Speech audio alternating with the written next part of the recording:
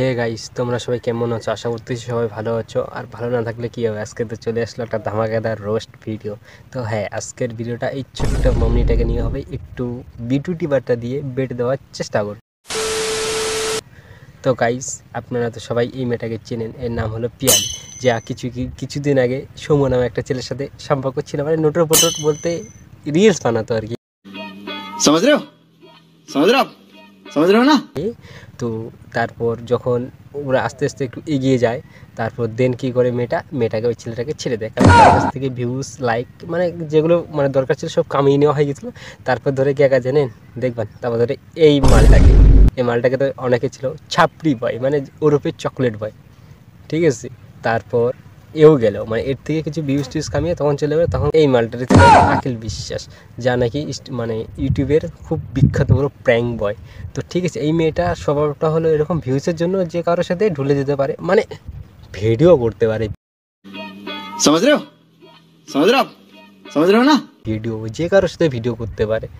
আর এই মেয়েটা সৌম্য ভাই অনেক ভালোবাসতো মেয়েটাকে, বাট মেয়েটা ছেড়ে গেছিলো, কারণ তার কাছ থেকে অলরেডি সব কিছু নেওয়া শেষ হয়ে গেছিলো, মানে ভিউজ।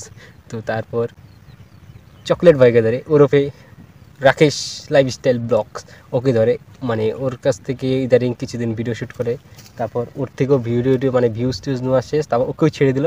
তারপর চলে গেল আখিল বিশ্বাসের কাছে, এখন ওর সাথে অনেক ভিডিও করতে আছে। তো আমি দেখিয়ে দেওয়া ভিডিওগুলো। তো সবার আগে এই যে দেখুন একটা ভিডিও, এটা হচ্ছে সৌম্যর সাথে।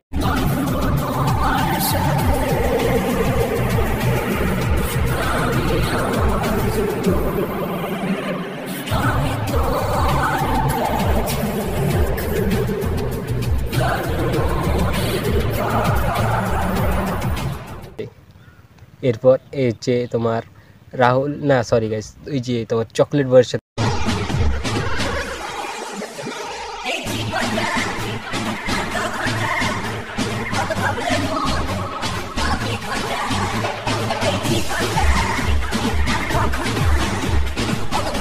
এর একটা ভিডিও। তারপর আখিল বয়, যাই হোক, কি দেখছো মনে করো? কি দেখছো?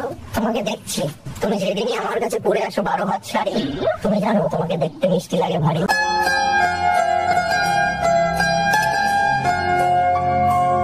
এর সাথে একটা ভিডিও।